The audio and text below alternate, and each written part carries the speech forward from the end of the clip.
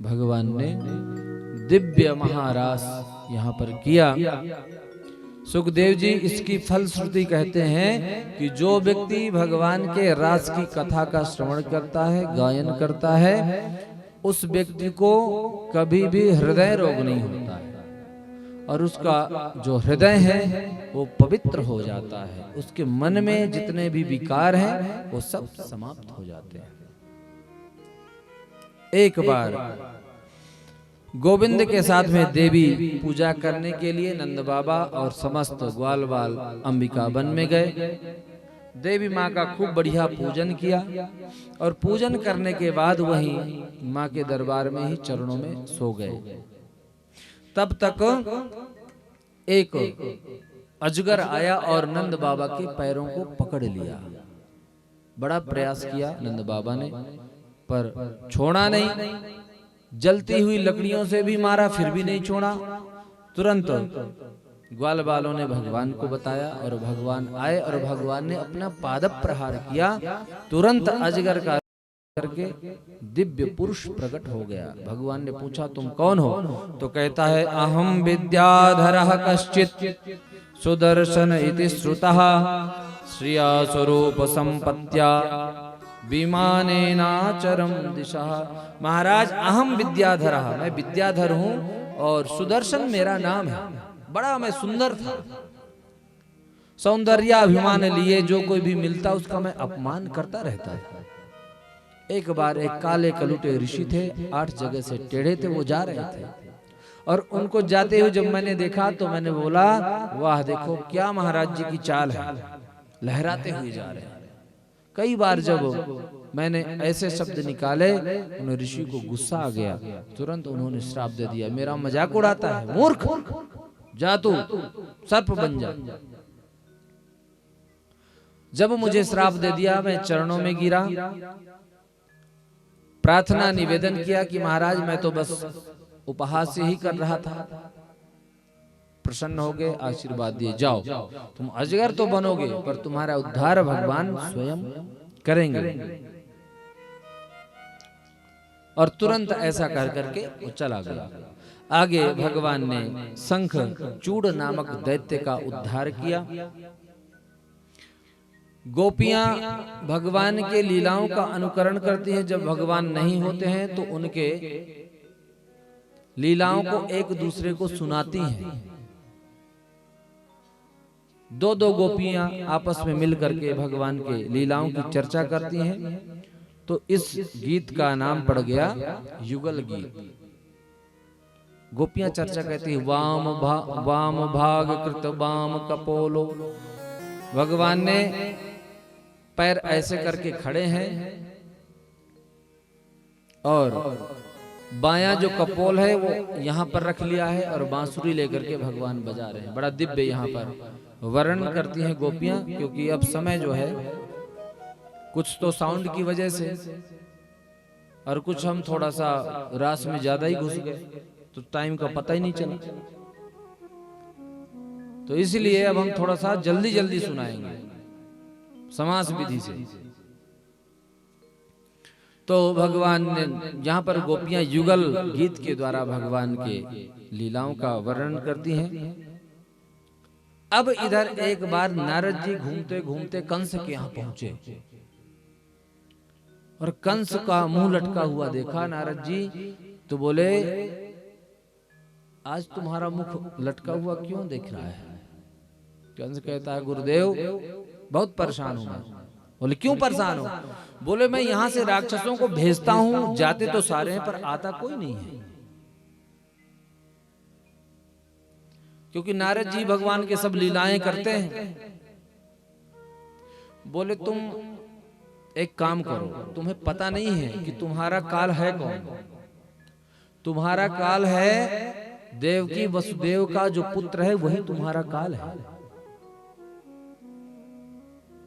और वसुदेव तुमसे झूठ बोला है। जब ये पैदा हुए तो रातों रात इसको पहुंचा के आ गया। और तुम यदि ऐसे दैत्य भेजते रहोगे तो ये चुन चुन करके मारता रहेगा। इसलिए एक उपाय तुम्हें बताते हैं। कि कुछ ऐसा आयोजन करो तुम घर में जिससे वही यहां पर आ जाए और तुम सब मिल करके उनको मार देना। नारद जी ने जब बताया कि वसुदेव छोड़ करके आया तो तुरंत बड़ा गुस्सा आया कंस को, तुरंत तलवार निकाल दी कि आज जो है मैं इनको मार दूंगा, उसने झूठ किया, बोला है मेरे से, छल किया है।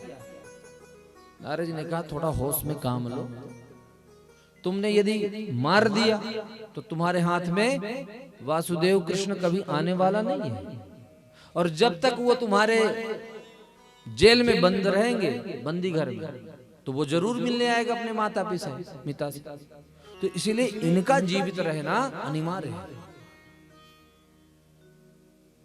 हाँ गुरुदेव, ये आपने बात सही बताई। अब इसने प्लान बनाया किसको भेजा जाए। केसी नामक दैत्य आया, बोले महाराज मुझे भी सेवा का एक मौका दिया जाए। बोले ठीक है जाओ, इतने लोगों को मैंने मौका दिया तो तुम्हें भी हम मौका देते हैं, जाओ। केसी नामक दैत्य गया, भगवान ने उसका भी उद्धार किया। अब सोचने लगा कि किसको भेजा जाए। विचार किया कि अक्रूर जी को भेजा जाए, क्योंकि रिश्ते में चाचा लगते हैं तो आसानी से आ भी जाएंगे। अब तुरंत दूत को भेजा, अक्रूर को बुलाया गया। अब अक्रूर ने जब सोचा कि मुझे कंस ने बुलाया तो अक्रूर जी के हाथ पांव फूल गए, इस दुष्ट ने मुझे याद किया है, पर राजा है, आदेश है, जाना पड़ेगा। अक्रूर जी आए। अक्रूर को देखते ही तुरंत अपने सिंहासन से उठ करके कंस ने स्वागत किया। गृहीत्वा पाणिना पाणिम ततो क्रूरमुवाचः, हाथ पकड़ करके और बैठाया।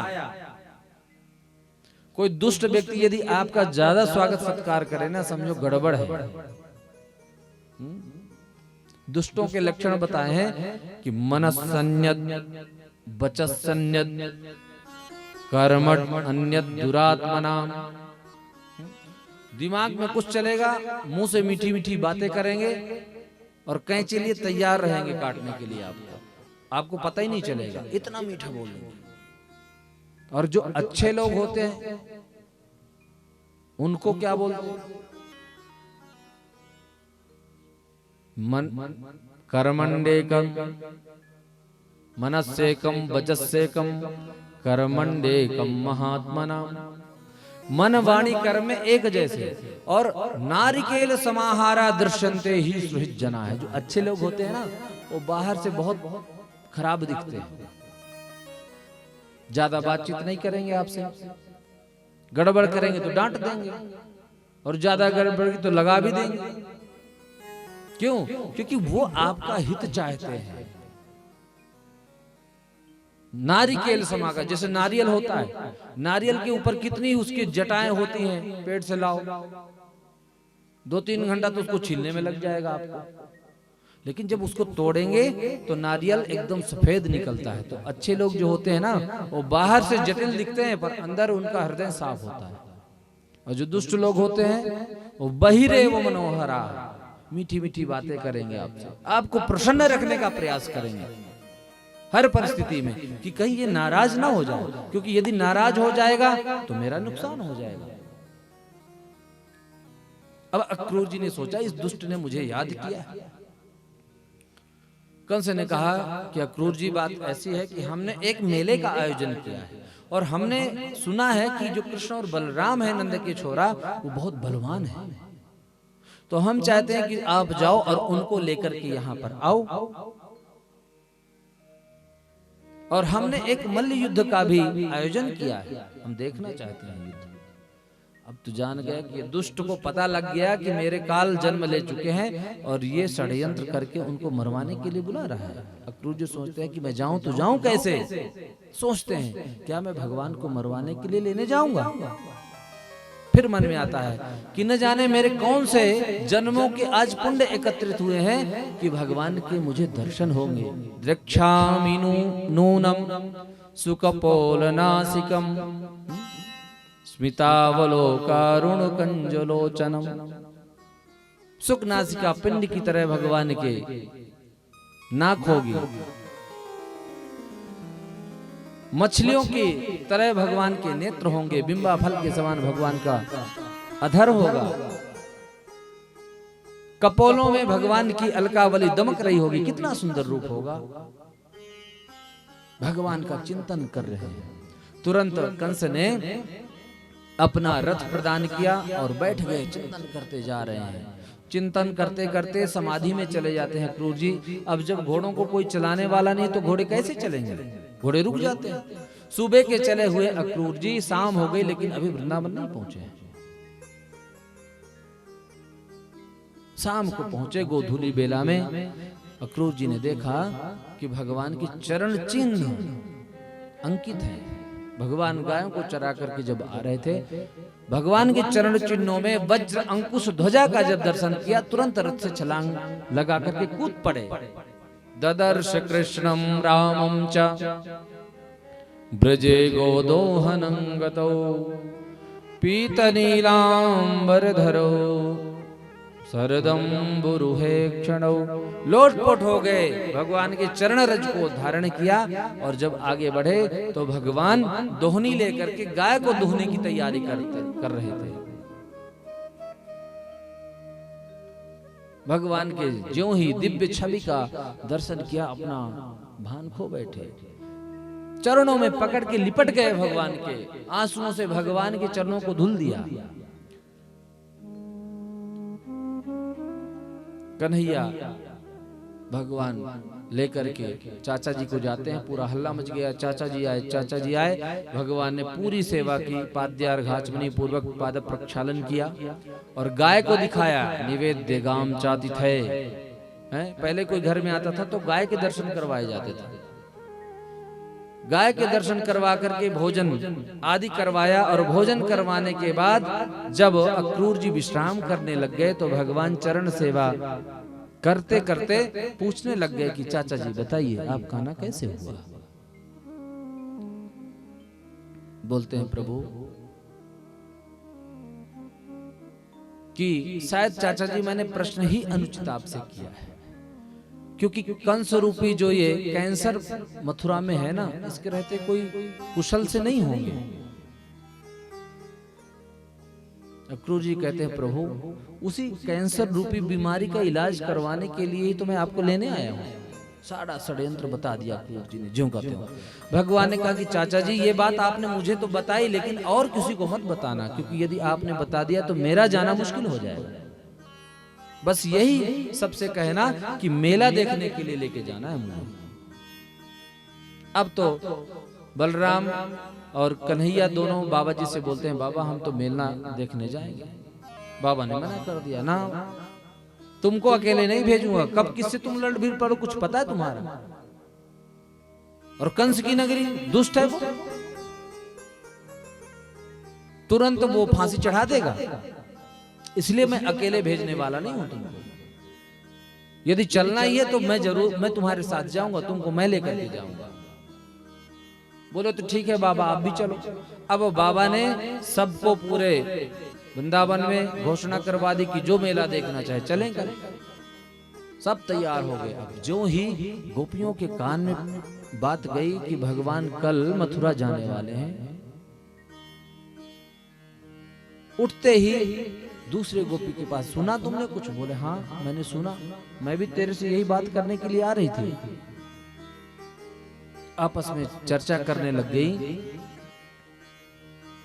कि भगवान जाएंगे कल। एक गोपी कहते मैं नहीं जाने दूंगी उनको, और जब वो जाएंगे तो मैं रथ के आगे लौट जाऊंगा। अरे इस अक्रूर का नाम अक्रूर किसने रखा? इसका तो नाम क्रूर होना चाहिए। हमारी दो ही आंखें थी और वो भी लेकर के जाएंगे, मैं तो नहीं जाने दूंगी। तो दूसरी गोपी कहती है कि तू यदि लेटेगी रथ के आगे तो लोग क्या कहेंगे, कितनी बदनामी होगी।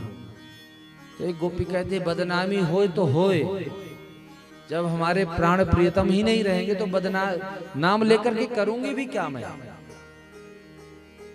बातचीत कर रहे थे, गोपियां कह रहे हैं कि शायद अक्रूर इसलिए आया होगा, शायद हम लोगों की जो आंखें हैं उनको ले जाने के लिए आया होगा। विभिन्न प्रकार के वार्तालाप कर रही हैं। भगवान तुरंत तैयार होकर के रथ में बैठे, गोपियां सब घेर के खड़ी हैं। अक्रूर कहते हैं कि प्रभु मेरे लिए क्या आदेश है, क्योंकि ऐसी स्थिति में तो मैं रथ नहीं चला पाऊंगा। भगवान ने गोपियों को समझाया कि गोपियों तुम अधीर मत हो, मैं आज जाऊंगा, कल मेला देखूंगा, परसों आ जाऊंगा। जब गोपियों के कानों में ये बात गई कि परसों आ जाऊंगा, तो मन में ये हुआ कि चलो परसों आ जाएंगे। गोपियां कहते कि देखो हमारे कन्हैया आज जाएंगे, कल मेला देखेंगे, इनको कितनी प्रसन्नता होगी और हमें भेज देना चाहिए। कोई बात नहीं, परसों आ जाएंगी। गोपियां जब तैयार होती हैं, तुरंत रथ को अक्रूर जी चलाते हैं। यावद आलक्षते केतुर यावद रेणु रथस्य चा।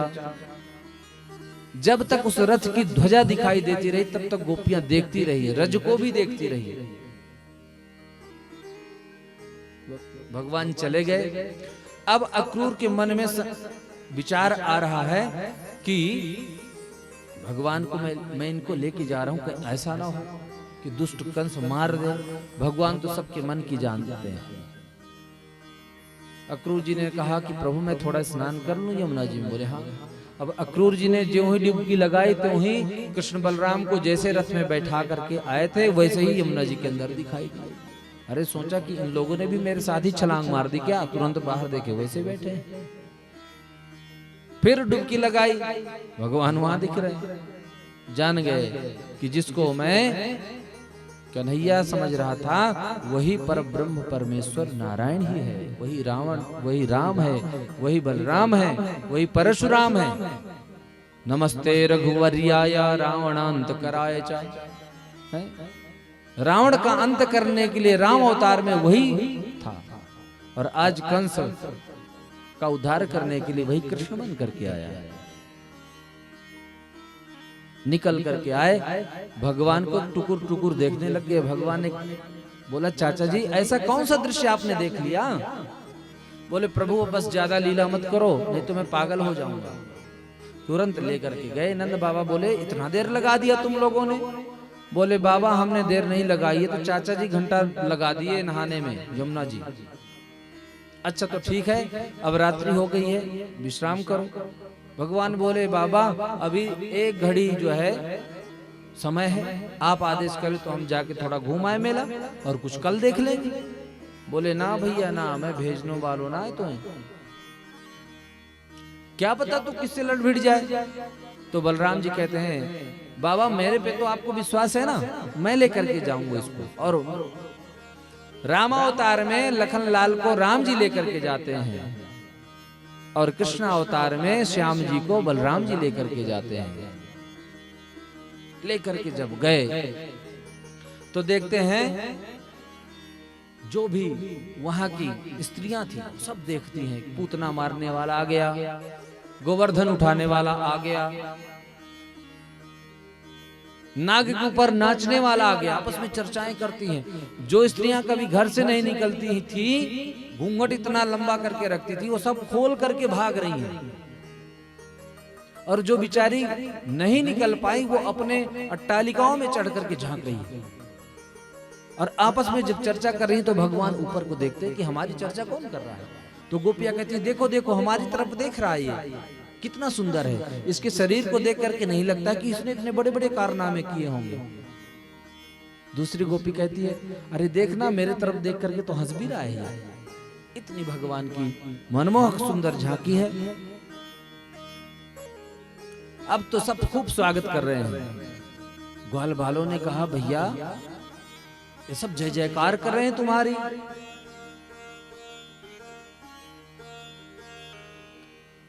भगवान कहते तुम्हें ये पता नहीं है बात का कि ये मथुरा में हमारे जो कंस हैं वो हमारे सगे खास मामा हैं। ग्वाल बालों ने कहा भैया तुम्हारे खास मामा है तो तुम पहले बताते तो कुछ हम बढ़िया कपड़ा पहन करके आते। हम तो वैसे कपड़े पहन करके आ गए हैं। अच्छा तो ऐसी बात है, चलो व्यवस्था करते हैं। आगे बढ़े तो देखा कि धोबी था जो कपड़े धोता था कंस के। बोले मामा ने कपड़े दे दो हमारे ब्रजवासी को।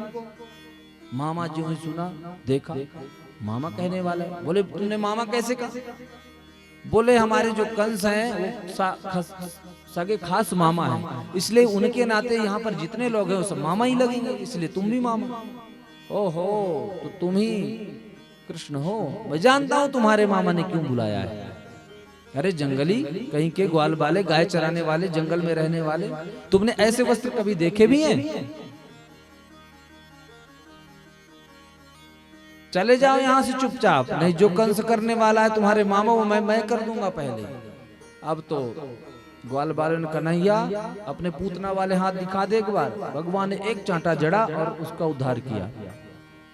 सब वस्त्र जो है ग्वाल वालों ने धारण किया। अब कंस के कपड़े और ग्वाल वाले बेचारे एक एक हड्डी के। अब तो ऐसे डल रहे हैं शरीर में जैसे हैंगर में टांग रखे हो। रास्ते में जा रहे हैं तो सब झाड़ू का काम कपड़े ही करें। बोले भैया ये सब बात बनी नहीं है, बोले ठीक नहीं लग रहे हैं कपड़े। बोले चलो आगे कुछ व्यवस्था देखेंगे। आगे दर्जी मिला, हाथ जोड़ करके निवेदन किया, प्रभु आपका आदेश हो तो मैं इनको थोड़ा सेटिंग कर दूं। भगवान ने कहा तुम्हारे मुंह में घी शक्कर, हम तो चाहते ही थे। अब तो तुरंत दर्जी ने सब कपड़ों की फिटिंग की। हाँ अब आनंद आया। अब कोई कसर है क्या? बोले हाँ अब हमको माला चाहिए, क्योंकि ब्रजवासियों को माला बहुत प्रिय है। सुदामा नाम का एक माली है, बहुत निर्धन है बेचारा, पर भगवान का बहुत बड़ा भक्त है। जितनी मालाएं थी भगवान को देखा, तुरंत ले आया, एक मोटी माला भगवान को पहनाई, सब ग्वाल वालों को पहना दी। भगवान ने उसको भक्ति का आशीर्वाद देकर के आगे बढ़े। बोले अब महाराज चंदन मिल जाए तो फिर और आनंद आ जाए।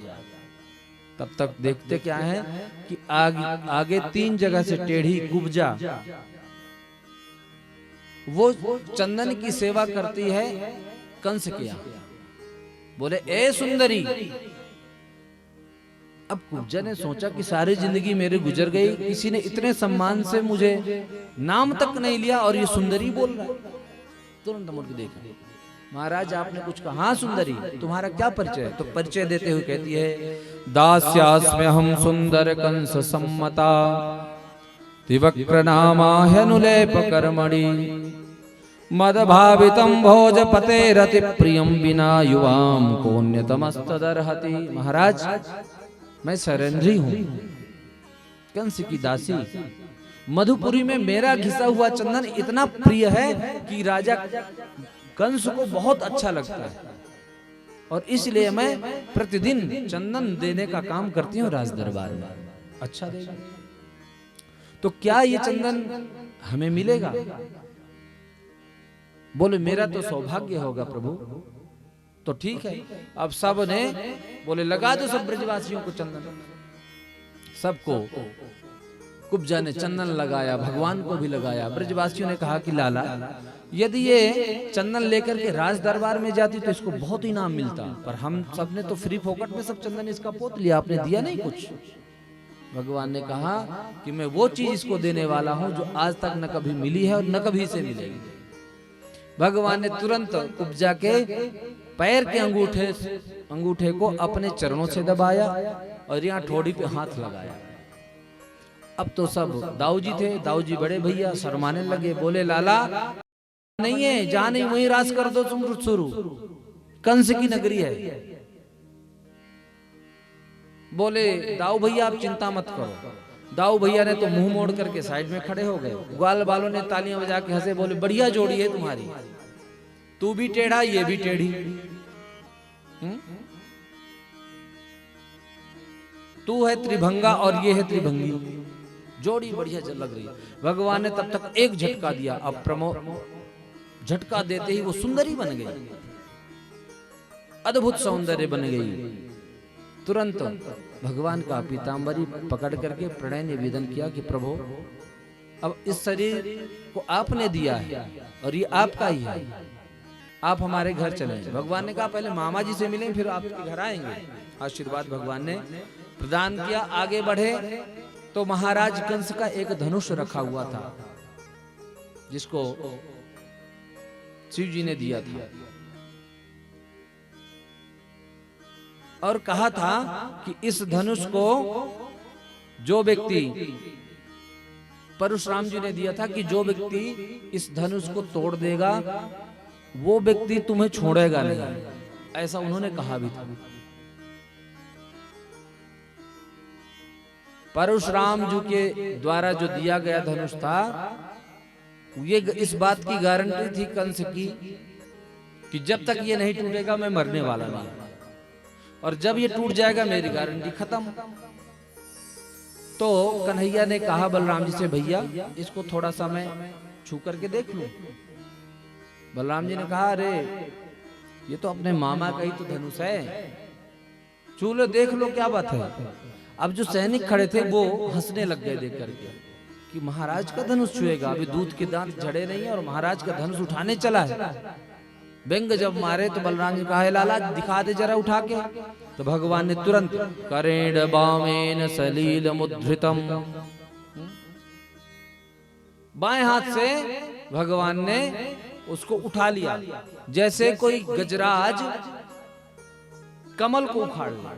अब इतने बड़े हाथी को कमल उखाड़ने में क्या लगा।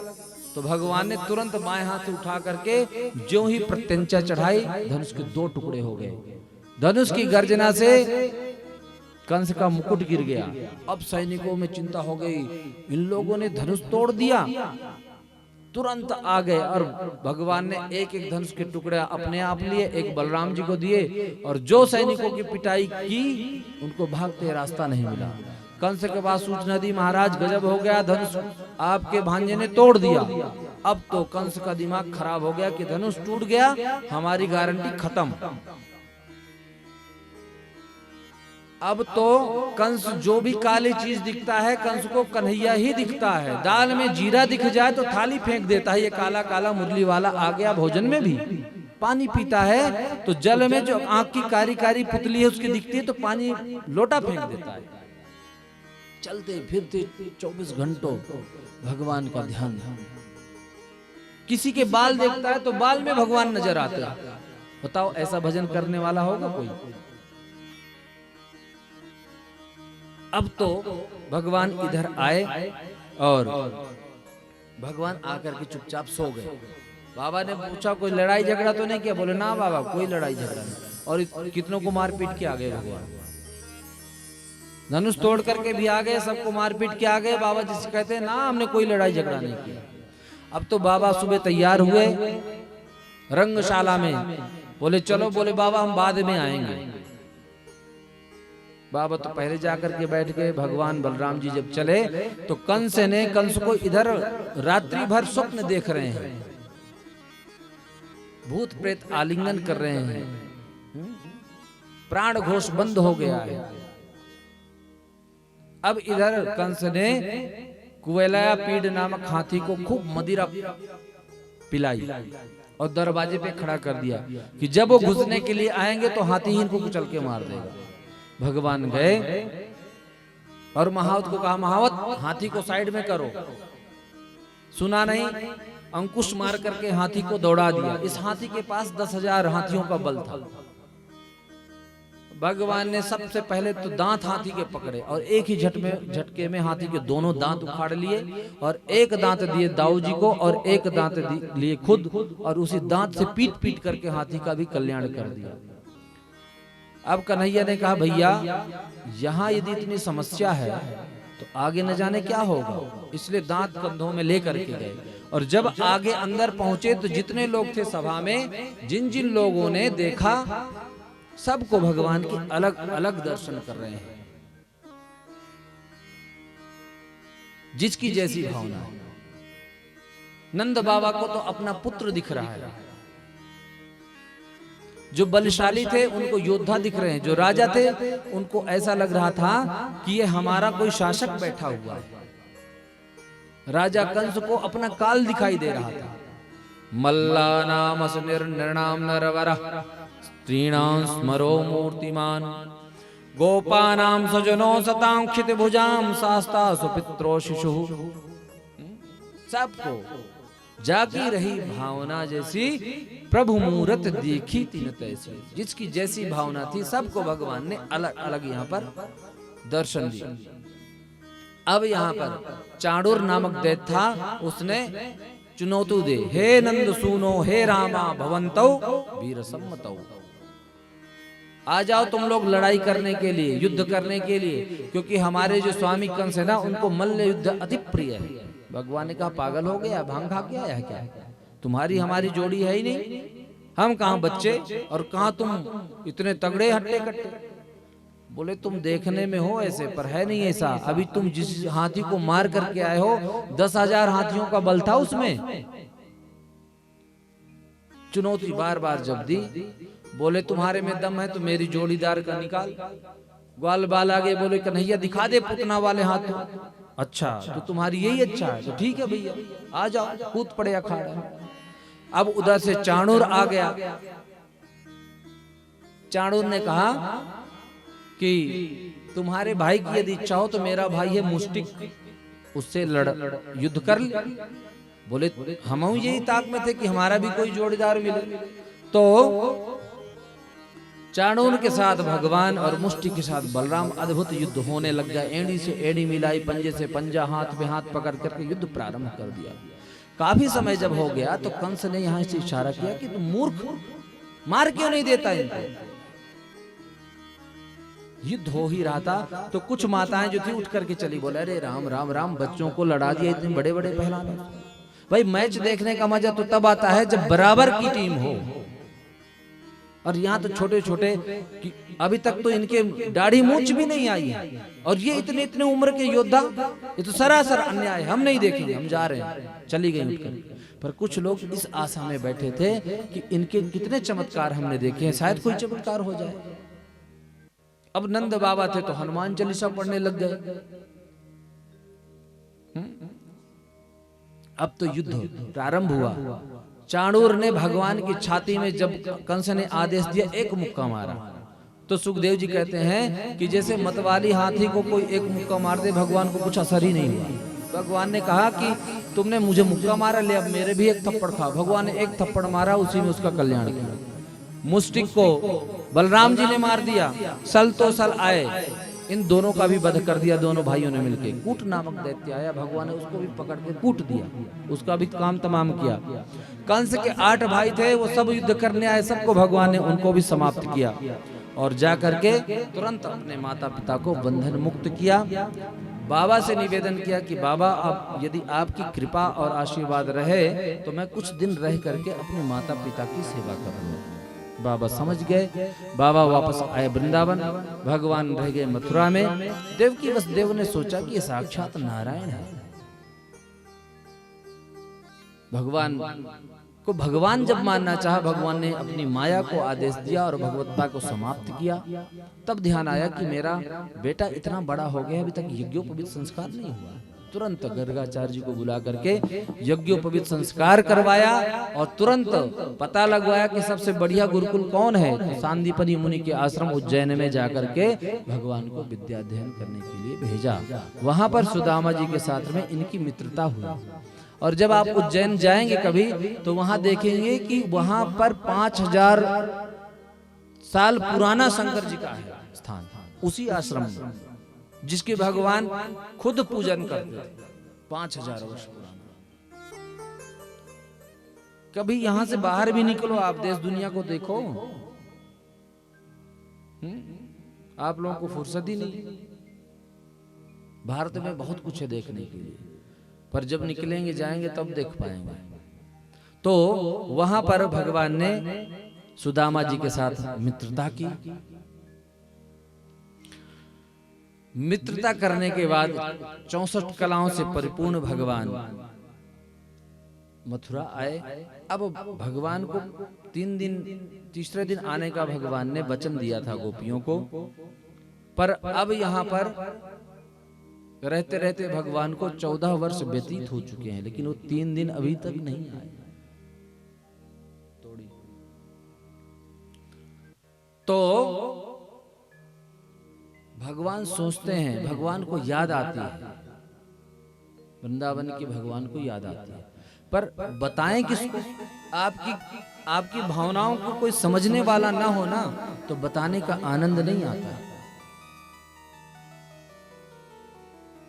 भगवान के एक सखा हैं उद्धव, वृष्णीनां प्रवरो मंत्री, कृष्णस्य दयितः सखा, शिष्यो बृहस्पते साक्षात्, उद्धवो बुद्धिसत्तमः। वृष्णीनाम प्रवरो मंत्री, वृष्णियों के ये मंत्री हैं और भगवान श्री कृष्ण के सखा हैं, बहुत विद्वान हैं। उसको बताना चाहते हैं पर भगवान के प्रेम को उद्धव जी समझते नहीं है। भगवान कहते हैं उद्धव उद्धव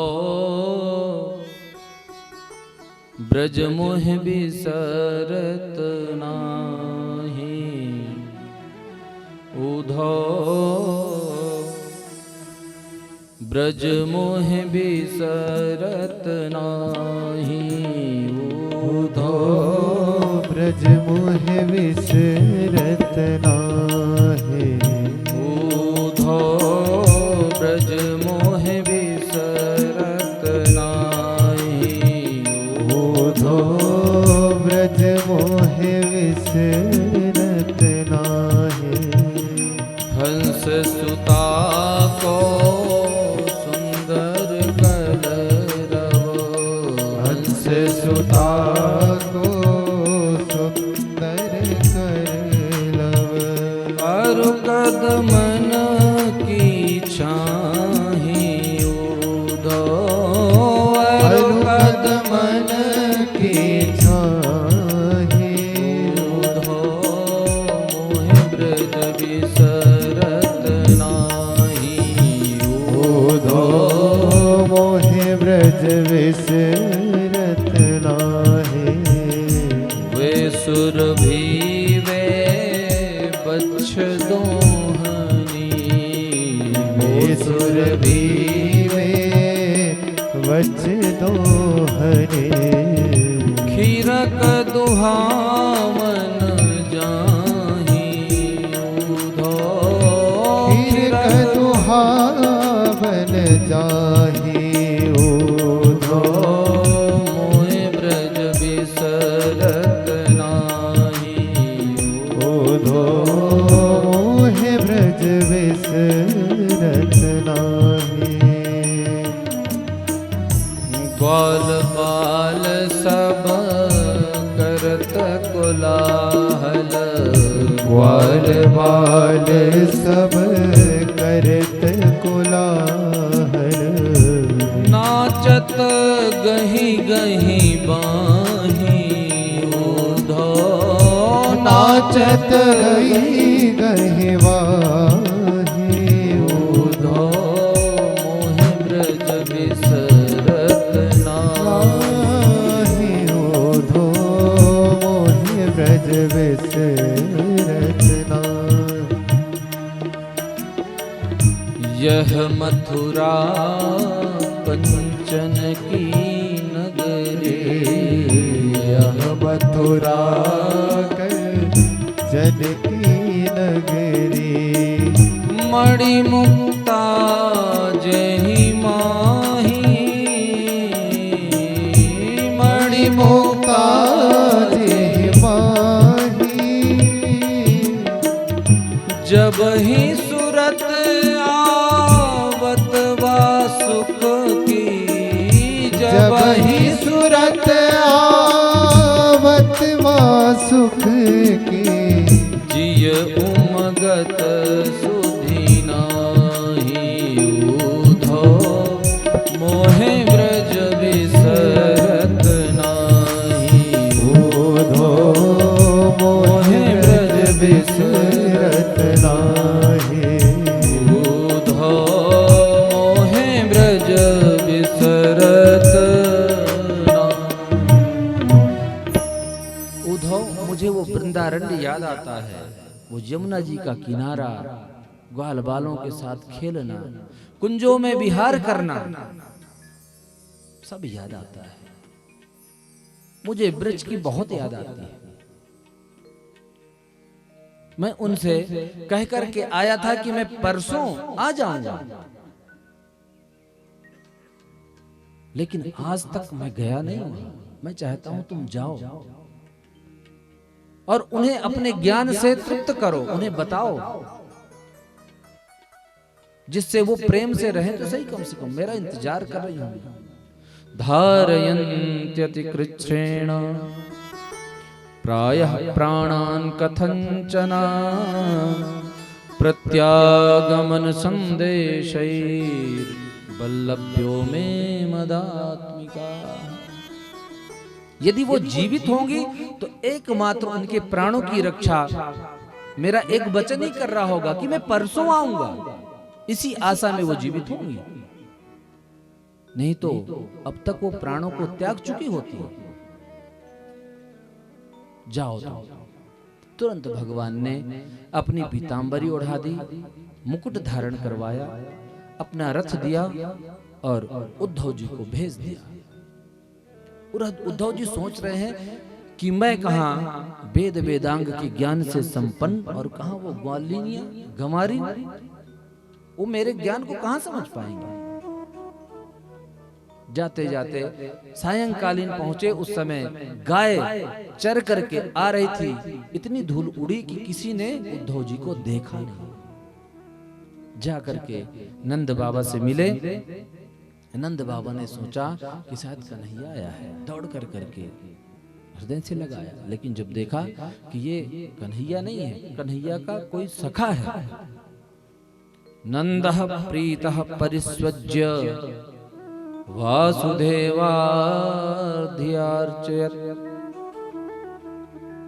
कोई परदेश में रहता हो और उसका यदि कोई सूचना न मिले, कोई वहां से व्यक्ति आ जाए, तो उतना ही आपको आनंद मिलता है कि कम से कम हमारे बेटे की सूचना तो लेकर के आया। पहले फोन नहीं होते थे। तुरंत नंद बाबा ने प्रकोष्ठ में लेकर के गए, भोजन आदि करवाया और विश्राम करवा करके उद्धव जी से पूछने लग गए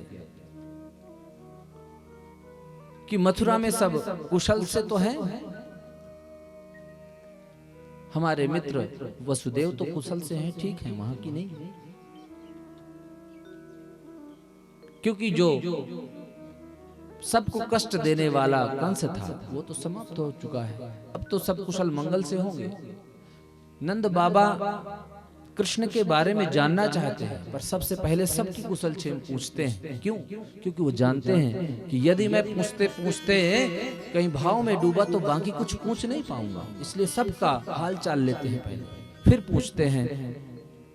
अपिस्मरति नः कृष्णो मातरम सुहृदः सखीन् गोपान् ब्रजं चात्मनाथं गावो वृंदावनम गिरिम।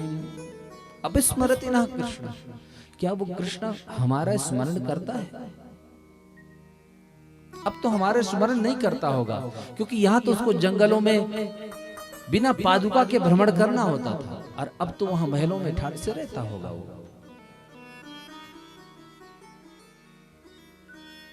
क्या उसे कभी हमारी याद नहीं आती है? गोपान ब्रजम, क्या उसे गोपियों की याद नहीं आती है? क्या उसे ब्रज की याद नहीं आती है?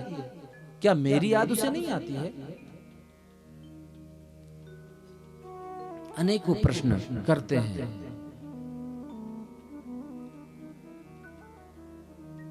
अब उद्धव जी सोचते हैं कि मैं तो आया था ज्ञान देने, क्या बोलूं इनको?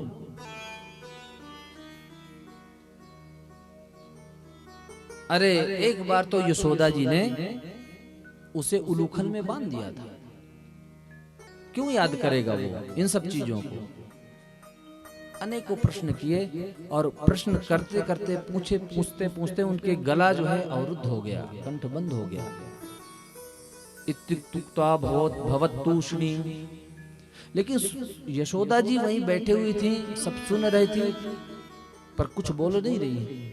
यशोदा वर्ण्यमानानि पुत्रस्य चरितानि च शृण्वन्त्याश्रूण्यवस्त्राक्षी स्नेहस्नुतपयोधरा।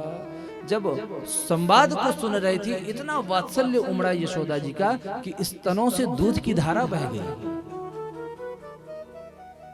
अब उद्धव जी सोच रहे हैं कि मैं शुरू कहां से करूं, तो उनकी प्रशंसा से ही शुरू करते हैं। उद्धव जी नंद बाबा की प्रशंसा करते हैं। युवाम श्लाघ्यतमौ नूनम देहिनाम ह्यमानदा नारायणे खिल गुरौ यत्कृतामतिरिद्रशी। बाबा, आपका मानव जीवन तो सार्थक हो गया।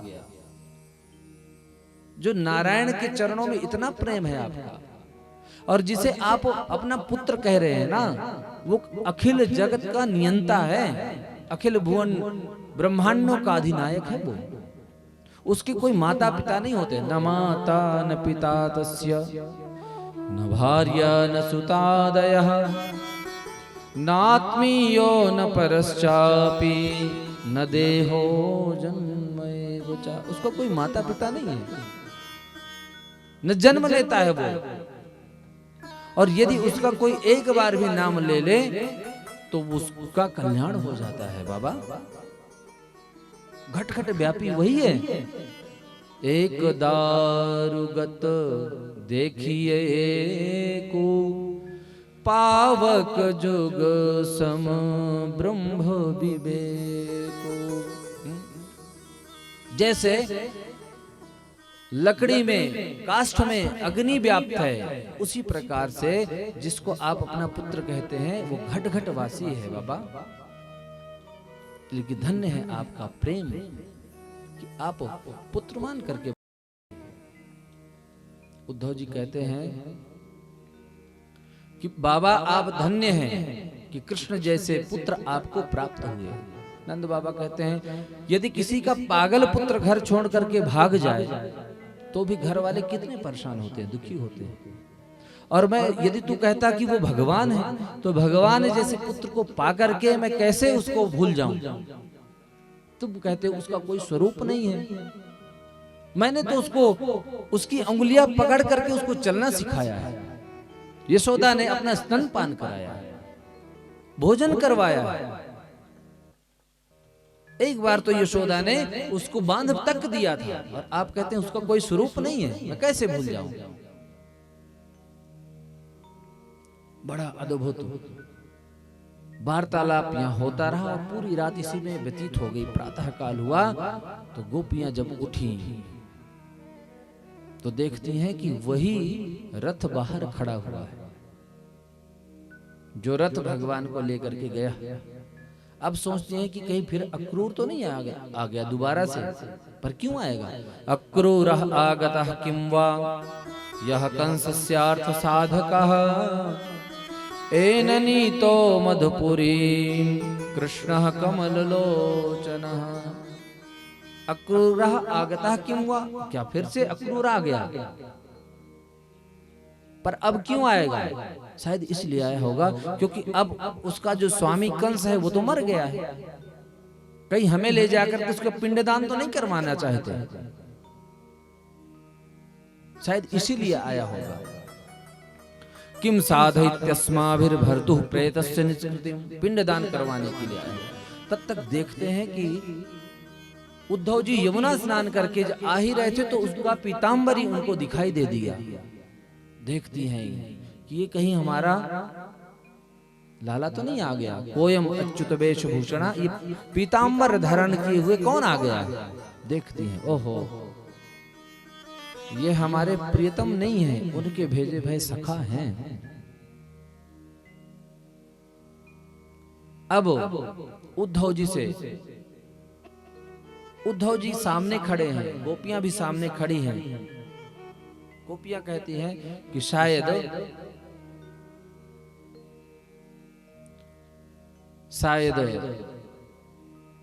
माता पिता की याद आ गई होगी, इसलिए अपने मित्र को भेजा होगा कि जाकर के सूचना ले आओ, क्योंकि बड़े बड़े संत महंतों को भी अपने माता पिता की याद आ जाती है। अब इस प्रसंग को सुनाए तो हम सही, पर घड़ी देख रहे हैं तो कहां को भाग रही है, क्या करें हम भी। पूरे 3 घंटा में यदि एक ही प्रसंग सुनाना हो ना, तब पूर्ण आनंद ले सकते हैं, पूरी नहीं कर सकते भागवत जी। अब पर्ची हमारे पास आ गई महाराज, टाइम ज्यादा हो गया, हम क्या करें, हम तो और घुस रहे हैं अंदर। माता पिता की याद आ गई होगी इसलिए भेज दिया है, क्योंकि बड़े बड़े ऋषि मुनियों को भी अपनी माता पिता भुलाए नहीं भूलते हैं। तब तक उड़ते हुए एक भौरा आया और किशोरी जी के चरणों में बैठ गया। गोपियों ने उद्धव जी से ध्यान हटाया और भौरे से बातें करना प्रारंभ कर दिया। भ्रमर गीत मधुप तव बंधो मास प्रसांगिम सपत्न्या कुछ बिलुलित माला कुंकुम स्मश्रुभिर्न। अरे भौरे, तू कपटी, तेरा मित्र कपटी, वो भी काला तू भी काला, और तू हमारे पास चिढ़ाने के लिए आया है। मथुरा की ब्रजमामाओं के कुछ कुमकुम को लगा करके अपने मूंछों में हमें चिढ़ाने के लिए आया है। मारो भौरा गुनगुनाया कि एक तरफ तो तुम कपटी कहती हो उसको, और एक तरफ उसकी चर्चा भी कर रही हो। क्यों करती हो तुम उसकी चर्चा? मानो गोपियां कहती हैं कि बिना चर्चा किए हम रह नहीं पाती हैं, क्योंकि जो भी उनकी चर्चा करेगा वो बर्बाद होगा। जितने भी भिखारी दिखते हैं संत महात्मा, सब उसी की चर्चा करके तो बर्बाद हुए हैं। खरी खोटी जो ही सुनाई, भौरा उड़ करके चला गया। तब दूसरी गोपी कहती है, अरे बहन, हमने गलत कर दिया, देखो अब भौरा उड़ गया, अब जाकर के हमारे प्रियतम से बताएगा सारी बातें, उनको कितना कष्ट होगा। तो दूसरी गोपी कहती है, भौरे आ जाना वापस, तू मत बताना कुछ, हमें तो आवेश आ गया था इसलिए हमने कह दिया था, तुम कोई बात मत बताना। भौरा तुरंत वापस आकर के पुनः आ गया। गोपियां कहती हैं कि तुम्हारा मित्र बहुत कपटी है। मृगयूरिव कपीन्द्रम लुभ्यते विप्त धर्म स्त्रियम कृत विरूपाम स्त्रीजिता कामयानाम। अरे बेचारे, उस बालिका क्या दोष था, उसको इसने छिप करके मार दिया। और उस बेचारे सूप नखा का क्या दोष था, वो तो शादी करने के लिए गई थी, नाक काट करके भेज दिया। अरे उसकी भी छोड़ो, बेचारे बलि का क्या दोष था, बावन बन करके पूरा ठग करके आ गया। अब जब ये सारी बातें उद्धव जी ने सुनी तो दिमाग उनका सनक गया कि जिनको मैं गंवार ग्वालिनिया कह रहा था, इनको पता है वही राम था, वही बामन था। चरणों में लौट गए। आसा महो चरण रेणु जुसाम हम श्याम वृंदावने किमपि गुल्मलतौषधीना। चरणों में लौट गए गोपियों के और भगवान से निवेदन किया कि हे प्रभु, जब भी मैं इस पृथ्वी में जन्म लूं तो मैं वृंदावन में ही आऊं। मेरे अंदर यदि इतने कर्म ना हो कि मैं कर्मों को कर पाऊं, तो कम से कम मेरे अंदर इतने योग्यता आप उत्पन्न करें कि गुल्म लता औषधि नाम, गुल्म लता औषधि, पेड़ पत्ते कीड़े मकोड़े कुछ भी बना देना ब्रज में मुझे, पर वृंदावन के बाहर मुझे मत भेजना। वंदे नंद ब्रज स्त्रीणाम पादरेणुमभीक्षसः यासाम हरि कथोद्गीतम पुनाति भुवनत्रयम्। धन्य है वृंदावन और उन गोपियों की रज जो आज भी वृंदावन को पावन करती है। बड़ा दिव्य यहाँ पर ज्ञान गोपियों ने प्रदान किया। उद्धव जी भगवान के पास आए और भगवान मुस्कुराते बोले, आइए ज्ञानी जी महाराज। बोले, बात मत करना, हम जान गए तुम कितने निष्ठुर हो। बस बोले, मैं तो यही चाहता था कि जैसी मेरी स्थिति है तुम मेरी भावनाओं को तो समझो। भगवान कहते हैं, उद्धव, मेरा और गोपियों का संबंध तो नित्य है, कभी अलग नहीं होती है। भगवान ने दिव्य दृष्टि प्रदान की और दिव्य दृष्टि से दिखाया कि देखो नित्य संबंध है, कभी मेरे से अलग नहीं होती है। छाए रही अजब बहार रे झूले बांके बिहारी, पर हम झुलाएंगे नहीं क्योंकि टाइम है ज्यादा। गोपी उद्धव संवाद यहाँ पर संपन्न करते हैं।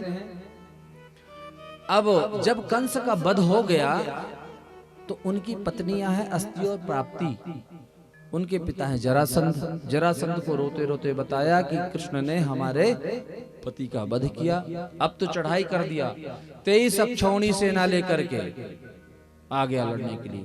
भगवान सबको मार देते हैं और जरासंध को छोड़ देते हैं। 17 बार भगवान ने हराया। 18वीं बार योजना बनी नारद जी के साथ द्वारा, और इस बार काल यवन आया।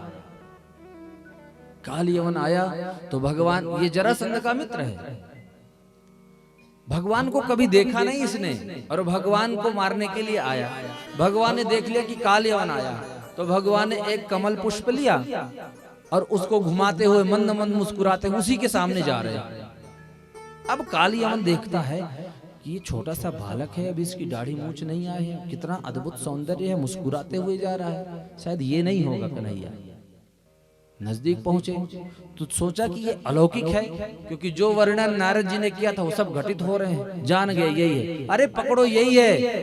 अब इतना कहना था कि भगवान ने दौड़ लगाई, और जो ही दौड़ लगाई पीछे जो है काल यवन दौड़ा, आगे आगे दौड़ते गए तो जाकर के देखते हैं कि मुचकुंद राजा सोए हुए हैं। भगवान ने अपनी पीतांबरी निकाली, मुचकुंद को उड़ा दिया, क्योंकि मुचकुंद का आशीर्वाद था देवताओं का कि कोई यदि तुमको नींद से जगाएगा वो भस्म हो जाएगा। अब काल यवन यहाँ गया, आंख लाल पीला, एक लात मारी मुचकुंद को, मुचकुंद राजा उठे, दृष्टि पड़ी, भस्म हो गया। उद्धार भगवान ने काल यवन का करवाया, वापस मथुराए, इधर जो है चढ़ाई कर दिया जरासंध ने। अब इस बार ब्राह्मणों को बैठाया जो है जरासंध ने 10,000 ब्राह्मणों को अनुष्ठान में बैठा और बोला, ब्राह्मणों ऐसा मंत्र जपो कि इस बार मेरी विजय हो। यदि मैं जीता तो इतना तुम लोगों को दक्षिणा दूंगा कि जिंदगी में कभी तुम लोगों को कहीं पूजा करने की जरूरत ही नहीं पड़ेगी, कभी मांगने की जरूरत नहीं पड़ेगी। भगवान तो ब्राह्मणों का कल्याण करने के लिए धरती पर आते हैं। भगवान ने कहा दाऊ जी से, भैया मेरा मन कह रहा है इस बार भाग लिया जाए। अरे बोले कितनी बदनामी होगी, कोई चित चोर कहता है, कोई माखन चोर कहता है, कितनी बदनामी होगी, हमारा नाम है। भगवान कहते हैं कि एक नाम और पड़ जाएगा तो क्या हो जाएगा। बोले जैसे तेरी इच्छा। भगवान ने दौड़ लगाई, भाग लिए मैदान छोड़ करके। भगवान का नाम पड़ा रणछोड़, रण को छोड़ने वाला रणछोड़। दौड़ लिए, दौड़ते दौड़ते अब जरासंध ने दौड़ाया, भगवान प्रवर्षण पर्वत पे चढ़ गए। जरासंध ने पूरा प्रवर्षण पर्वत घेर लिया और आग लगवा दी।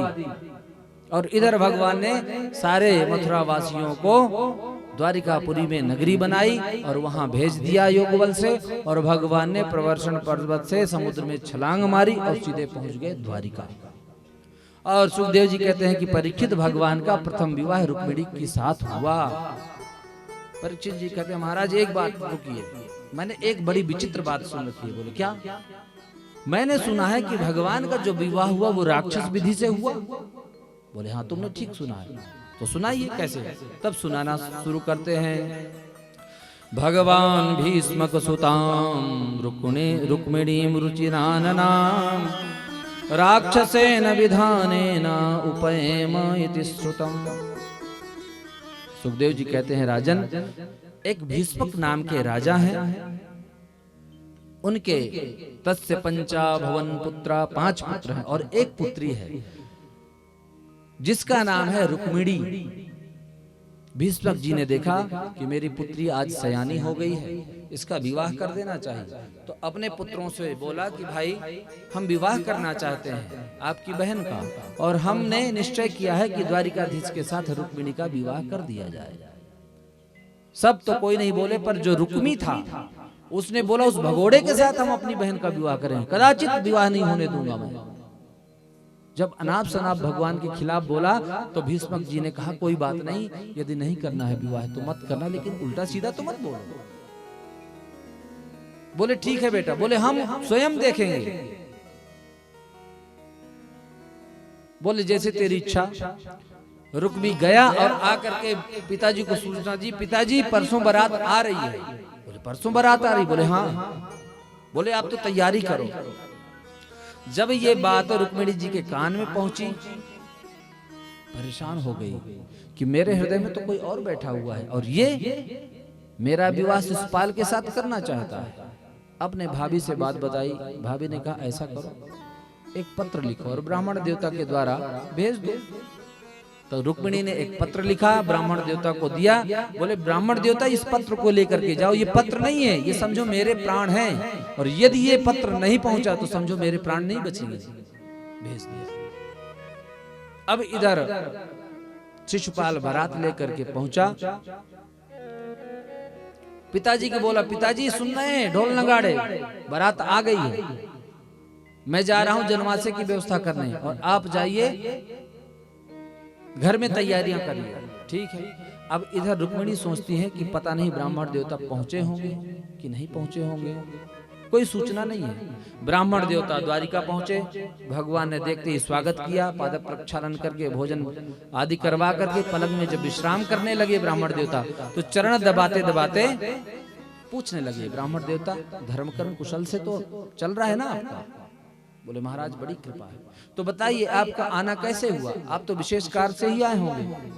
बोले महाराज आपका ये पत्र एक लेकर के आया हूं। बोलो पढ़ो। बोले महाराज ये कोई राजनैतिक पत्र नहीं है, ये आपका प्राइवेट है, सबके सामने हम नहीं पढ़ सकते। भगवान कहते हैं ब्राह्मण देवता मैंने आज तक ब्राह्मणों से तो कभी कुछ छिपाया ही नहीं है, बेझिझक होकर के पढ़ो।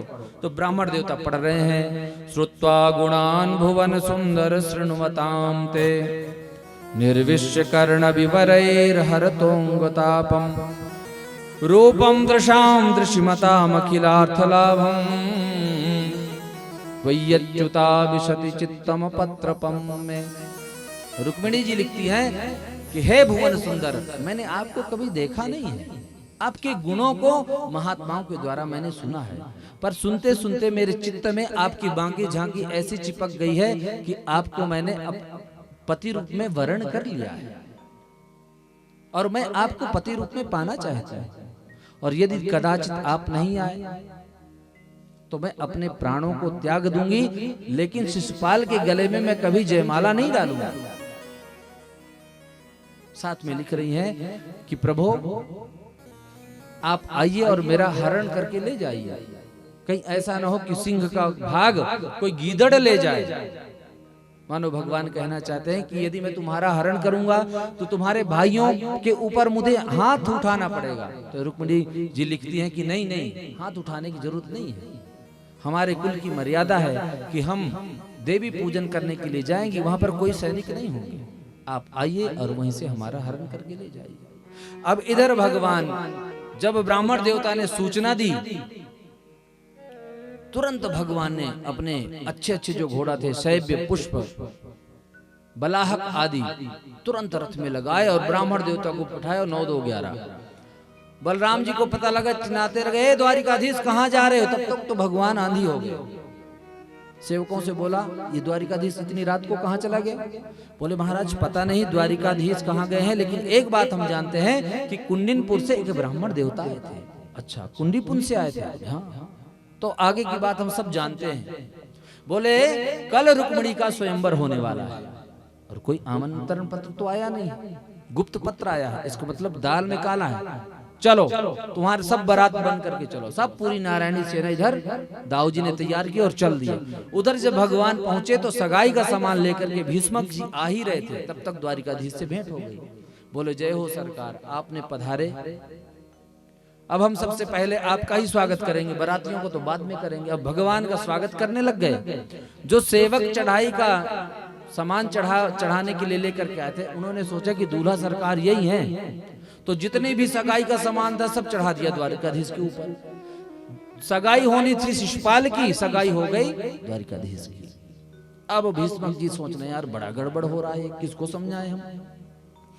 अब तो सगाई चढ़ गई भगवान को और भीष्मक जी ने अपने रथ में विराजमान करवाया। ठाकुर जी को बोले महाराज आप आए हैं तो चल के कुछ हमारे घर को भी पावन करें।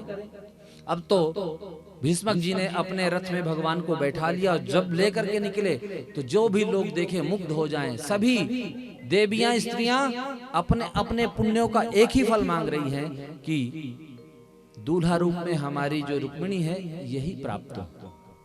यदि हमने एकादशी का व्रत किया हो तो उसका फल यही मिले कि रुक्मिणी का दूल्हा यही बने। सब अपने अपने सुकृतों का फल यही मांग रही है। जब कानो कान फैल गई बात तो एक सेवक ने कहा कि ये दूल्हा सरकार नहीं है, ये तो द्वारिकाधीश है, अतिथि है। दूल्हा सरकार तो जनवासे में बैठे हैं। तब बड़े विचारों को कष्ट हुआ कि अरे पता नहीं रुक्मिणी के भाग्य में क्या लिखा हुआ है। यदि ये दूल्हा होता तो रुक्मिणी के भी भाग्य खुल जाएं और इस कुंडनपुर के भी भाग्य जागृत हो जाएंगे, बार बार यहाँ आएंगे और हम सब लोग इनका दर्शन करेंगे। सब मना रहे हैं कि इन्हीं की। अब इधर रुक्मिणी सोचते हैं कि पंडित जी आए नहीं। तब तक पंडित जी डंडा घुमाते हुए पहुंच गए। उधर भोलेनाथ से प्रार्थना कर रही है रुक्मिणी जी कि मैंने आपके सोमवार के व्रत खूब किए, आज उनका फल यही मांगती हूँ कि द्वारिकाधीश मुझे पति रूप में प्राप्त हो।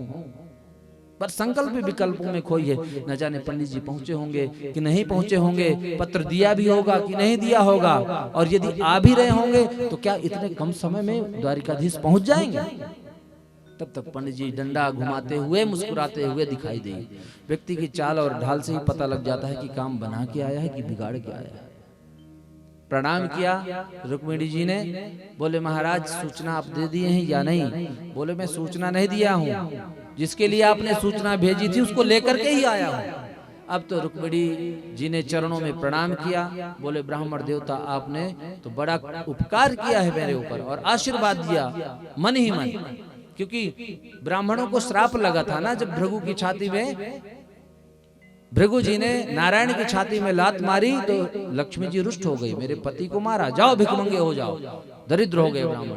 पर आज जब लक्ष्मी जी को नारायण के साथ में मिलाने का प्रयत्न किया ब्राह्मण देवता ने तो आशीर्वाद दे दिया। अब इधर भगवान को लेकर के भीष्म जी आए। भगवान ने कहा कि महाराज अब हमने आपका इतना स्वागत सत्कार स्वीकार किया, अब आज्ञा दीजिए, अब हम जाएंगे। भीष्मक जी कहते हैं कि महाराज अब शादी में आए हैं तो शादी यदि करके ही जाते तो और आनंद होता। बोले नहीं नहीं, यदि भगवान की इच्छा रही तो हमारा मिलना जुलना बना रहेगा। अब हमारी इतनी सेवा आप स्वीकार कीजिए, अब हम चलेंगे। भगवान वहां से चले। इधर रुक्मिणी जी थाली में सजा करके सखियों के साथ में कुल देवी की पूजा करने के लिए गई। इधर जब सूचना मिली जरासंध आदि राजाओं को कि कृष्ण भी आया, वो तो परेशान हो गए। अरे भाई मैंने तो उसको जला करके भस्म कर दिया था, कहीं वो भूत बन के तो नहीं आ गया।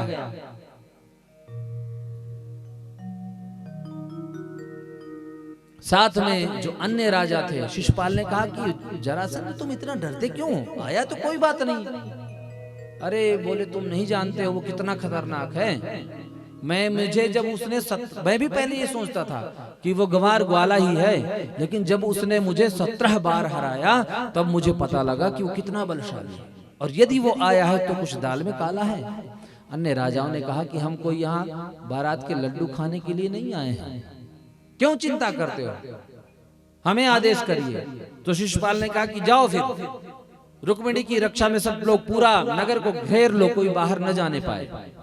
अब पूरे नगर को घेर लिया गया। रुक्मिणी महारानी पूजा कर रही है देवी जी की और प्रार्थना कर रही है कि हे मां मातेश्वरी, आप जो है मुझे आशीर्वाद प्रदान करें कि मुझे द्वारिकाधीशी पति रूप में प्राप्त हो। नमस्ते त्वाम्बिके भीक्षणम स्वसंतान युताम शिवा भूयात् पतिर्मे भगवान कृष्णस्तदतु मोदताम्। हे अंबिका मैया, आज मुझे यही वरदान दो। तो आशीर्वाद देवी का मिल गया। मनु जाहि राजउ मिलहि सोबरु सहज सुंदर सांवरो। मनु जाहि राजउ मिलहि सोबरु सहज सुंदर सांवरो। करुणा निधान सुजान शील स्नेह जानत रावरो। करुणा निधान सुजान शील स्नेह जानत। आशीर्वाद दे दिया, जाओ। भगवती ने आशीर्वाद दिया, वाम अंग फरकने लगे हैं।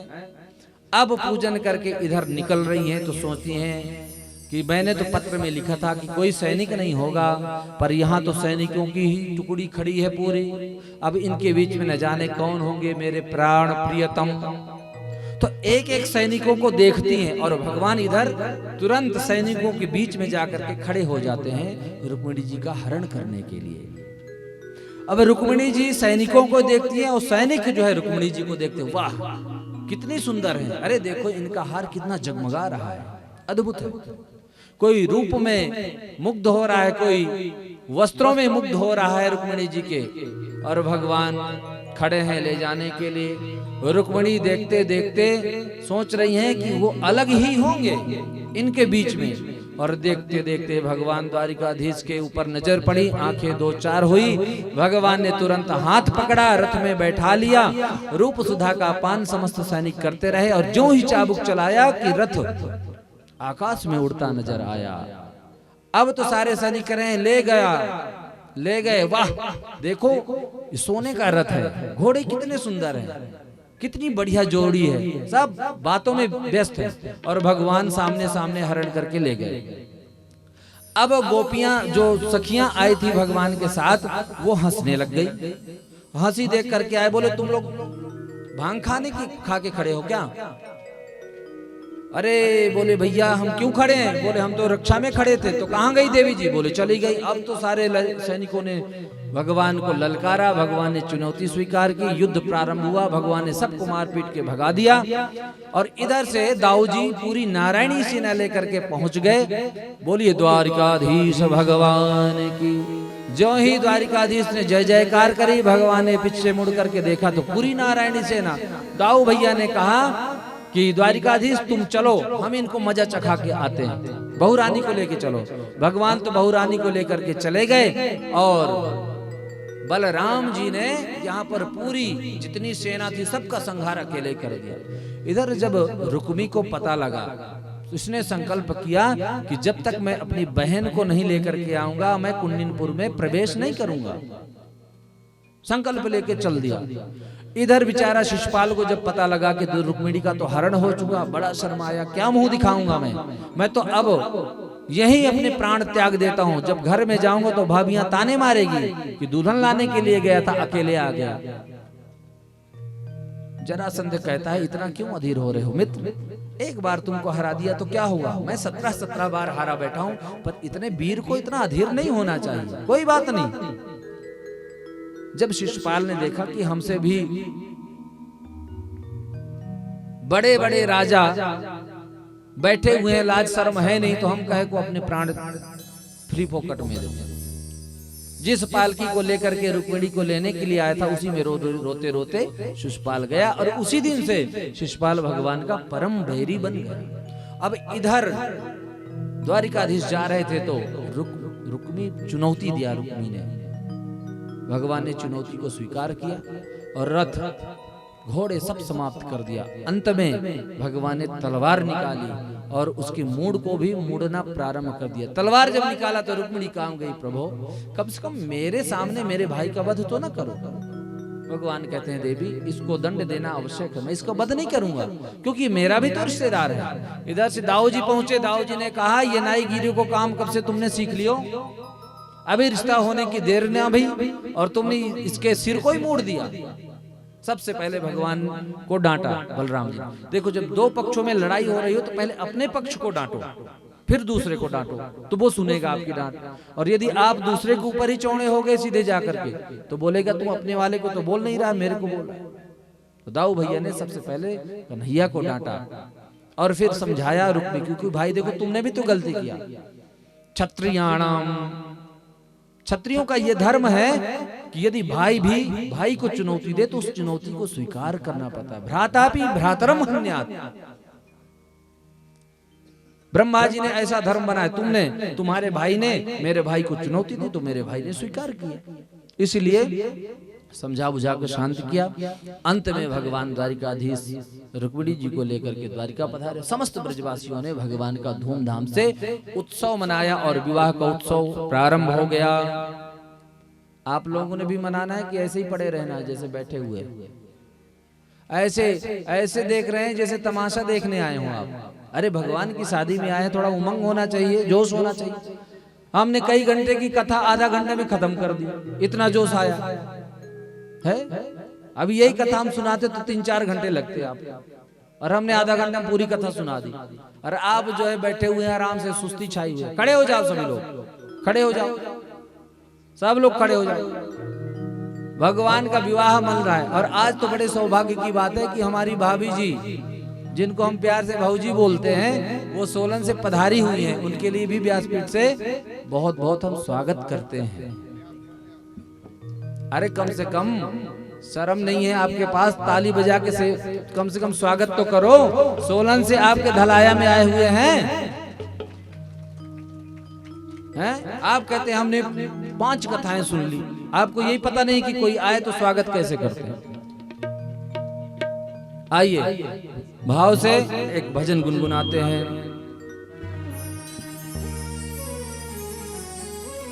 आओ मेरी सखियों मुझे मेहंदी लगा दो,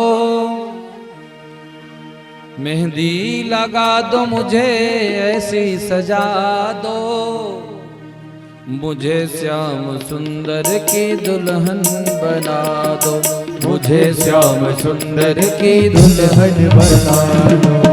आओ मेरी सखियों मुझे मेहंदी लगा दो, आओ मेरी सखियों मुझे मेहंदी लगा दो, मेहंदी लगा दो मुझे ऐसी सजा दो, मेहंदी लगा दो मुझे ऐसी सजा दो, मुझे श्याम सुंदर की दुल्हन बना दो, मुझे श्याम सुंदर की दुल्हन बना दो। गाइए भाव से, झूमते हुए आनंद में भगवान के विवाह का आनंद आप सभी लीजिए।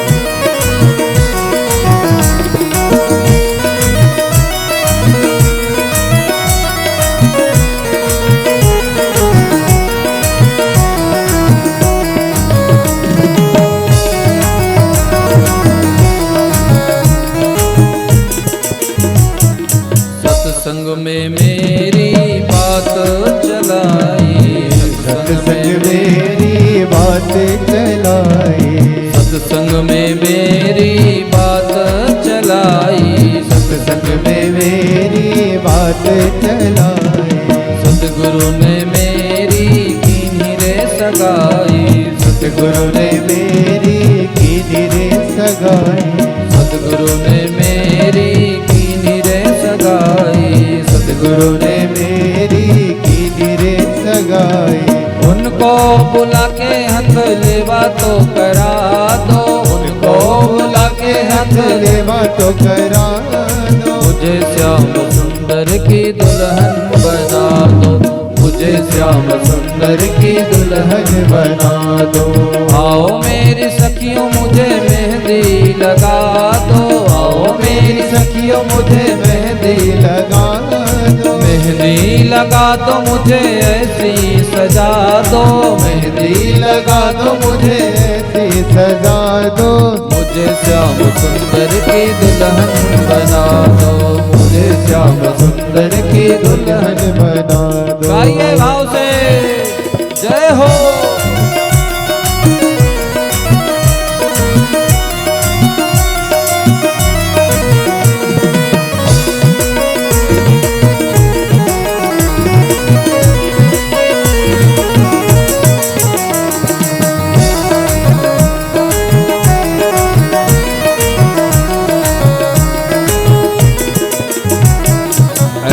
पहनू चूड़ी जो कबहू न टूटे, ऐसी पहनू चूड़ी जो कबहू न टूटे, ऐसी पहनू चूड़ी जो कबहू न टूटे, ऐसी पहनू चूड़ी जो कबहू न टूटे, ऐसा बरू दुल्हा जो कबहू न रूठे, ऐसा बरू दुल्हा जो कबहू न रूठे, ऐसा बरू दुल्हा जो कबहू न रूठे, ऐसा बरू दुल्हा जो कबहू न रूठे।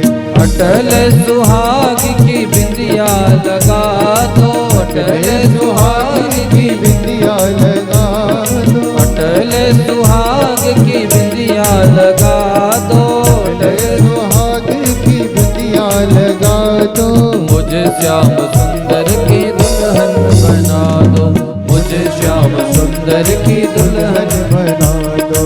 आओ मेरी सखियों मुझे मेहंदी लगा दो, आओ मेरी सखियों मुझे मेहंदी लगा दो, मेहंदी लगा दो मुझे ऐसी सजा दो, मेहंदी लगा दो मुझे ऐसी सजा दो। मुझे श्याम सुंदर की दुल्हन बना दो, मुझे श्याम सुंदर की दुल्हन बना दो।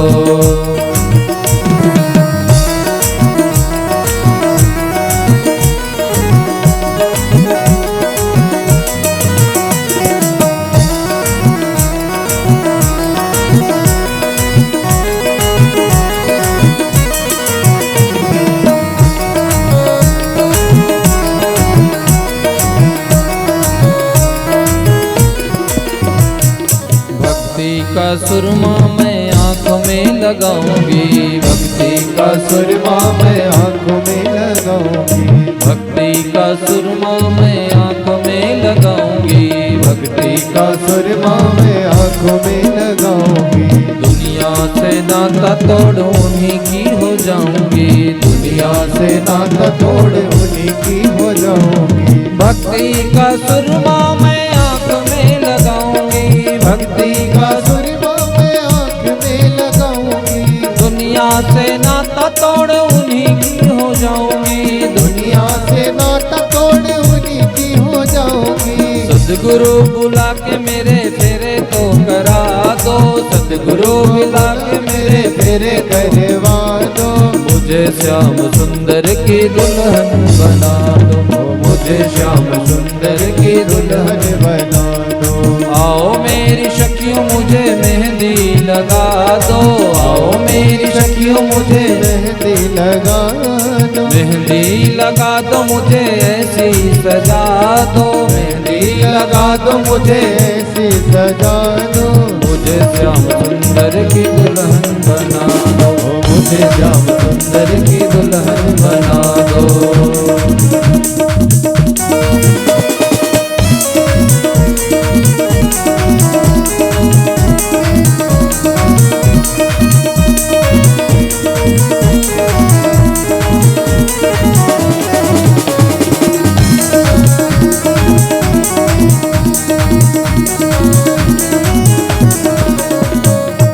बांध के घुंघरू मैं उनको रिझाऊंगी, बांध के घुंघरू मैं उनको रिझाऊंगी, बांध के घुंघरू मैं उनको रिझाऊंगी, बांध के घुंघरू मैं उनको रिझाऊंगी।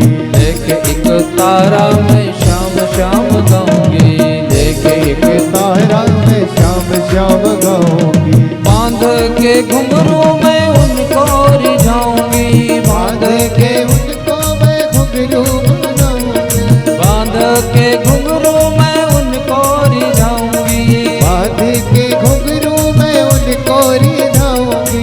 लेके एक तारा मैं श्याम श्याम गाऊंगी, लेके एक तारा मैं शाम शाम गाऊंगी। सखियां बुला के मेरी विदाई करा दो, सखियां बुला के मेरी विदाई करवा दो। मुझे श्याम सुंदर की दुल्हन बना दो, मुझे श्याम सुंदर की दुल्हन बना दो। आओ मेरी सखियों मुझे मेहंदी लगा दो, आओ मेरी सखियों मुझे मेहंदी लगा दो, मेहंदी लगा दो मुझे ऐसी सजा दो, मेहंदी लगा दो मुझे ऐसी सजा दो। मुझे श्याम सुंदर की दुल्हन बना दो, मुझे श्याम सुंदर की दुल्हन बना दो, मुझे श्याम सुंदर की दुल्हन बना दो, मुझे श्याम सुंदर की दुल्हन बना दो, मुझे श्याम सुंदर की दुल्हन बना दो, मुझे श्याम सुंदर की दुल्हन बना दो। बोलिए रुक्मणी वल्लभ लाल की, द्वारिकाधीश सरकार की। बड़ा दिव्य